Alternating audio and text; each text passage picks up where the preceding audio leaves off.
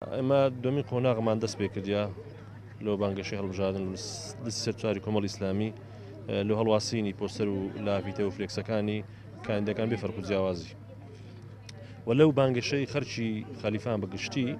زۆر بە دڵسۆزانە زۆر بە خۆمخۆرانە پێشوازیان لێکردە ئێمە لێرە دەستخۆشیان لێەکەین. ئێمە ئەم شەو وەکو خوشکان هاوشانی برایانمان کۆبوونێتەوە تاوەکو پشتگیری و پشتیوانی خۆمان بۆ لیستی کۆمەڵی ئیسلامی کوردستان و کاندیدەکانی دووپات بکەینەوە و هەموو هەوڵێکشمان دەدەین بۆ سەرخستنی لیستی کۆمەڵی ئیسلامی کوردستان. ئینشاڵڵا ماو شەو کۆبووینەوە بۆ لیستی ١04 کۆمەڵی ئیسلامی هەموو ئاواتەکەمان ئەوەیە کە ئینشاءڵڵا سەرکەوین و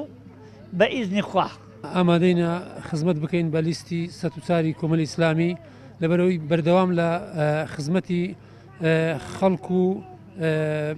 نیشتیمان و خەڵکی چەساوەدایە. ئێمە وەکو ئەم شەو شانبەشانی پیاوان هاتوینە سەر شەقام بۆ دەربڕینی دڵسۆزی خۆمان بۆ لیستی کۆمەڵی ئیسلامی کوردستان. ئینشاءڵڵا بە پشتیوانی خوای گەورە سەرەکەوین و چاوەڕێی زۆرش لە کاندانی کۆمەڵی ئیسلامیەکەم بە هیوام لەم هەڵبژاردنە سەرکەوتنێکی مەزنتر لە هەڵبژاردنەکانی ڕابردوویان بەدەست بێن ببنە جێگای ئومید بە خەڵکی کوردستان بەگشتی و هەوادارانی کۆمەڵی ئیسلامی بە تایبەتی. بەڕاستی ئەمە ئەو شەوە لێرە کۆبوونێتەوە بۆ پاڵپشتی لیستی ١04 کۆمەڵی ئیسلامی چونکو لیستێکە هەردەم